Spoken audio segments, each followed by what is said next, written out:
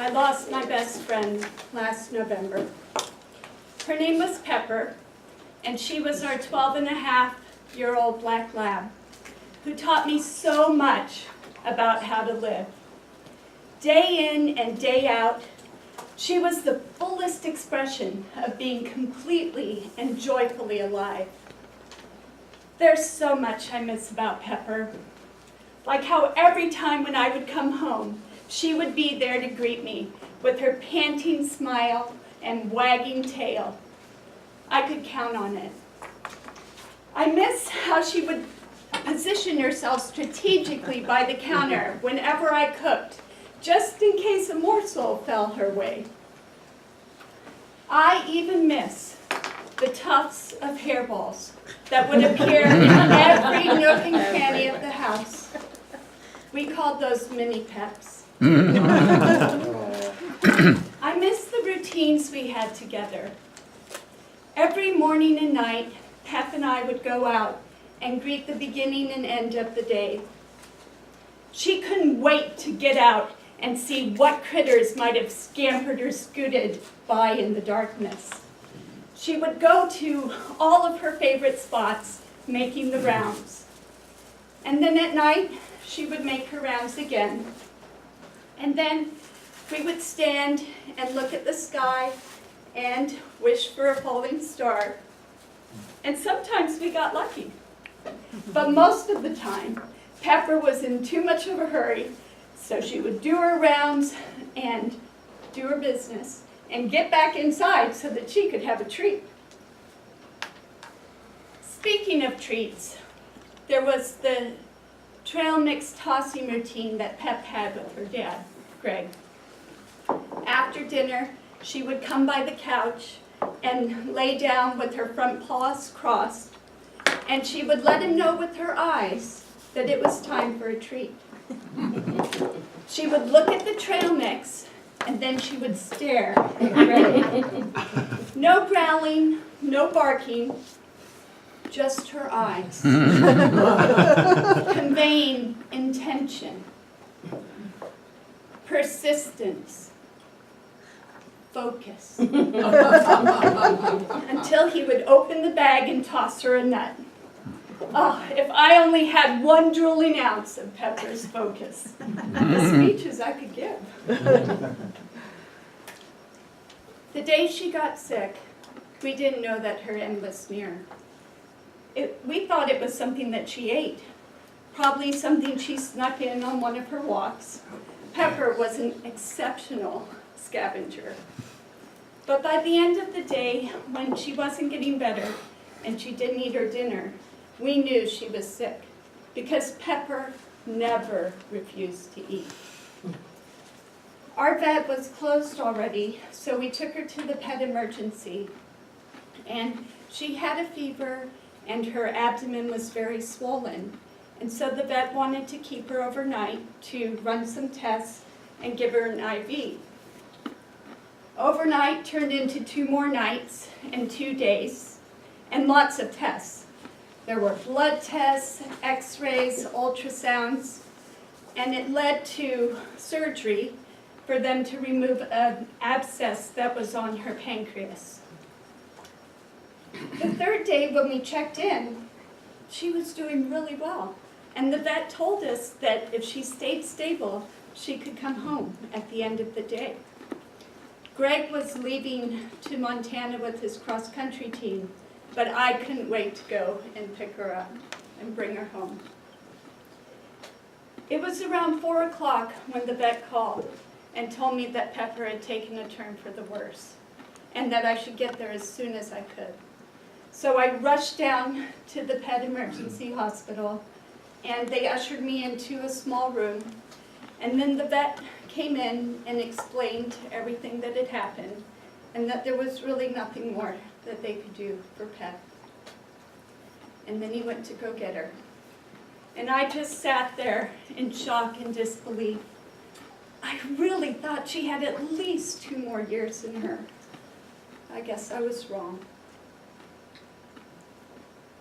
They wheeled her into the small, stuffy room, and as soon as Pep saw me, She tried to lift herself off the gurney, but her body betrayed her. And I just went over to her and gave her a big hug. And I petted her and I told her, "It's okay, girl. It's okay. Stay. Mama's here."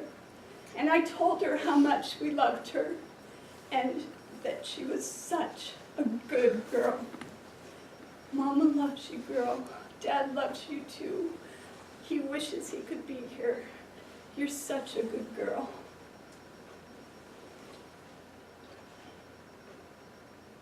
I stayed with her for a while after she passed. I just kept stroking her and thanking her and reminiscing and letting the tears flow. Then I touched her paws and kissed her swollen belly and left for home alone. I waited until Greg got to his hotel room before I called him and let him know that there would be no trail mix tossing tonight or any other night. What a hole she dug into our hearts. Before I went to bed, I went outside to greet the night, and the sky was as black as Pepper's coat. I stood there in gratitude for her loyal friendship and her joyful spirit. I thanked her again for all she taught me. My grief ran deep, but I was so grateful that I had been brave enough to let such a force of love touch my heart. And as I turned in to go back inside, I glanced up and saw the biggest, brightest fallen star. Thank you, Pep Pep. Man, I'm just messing up.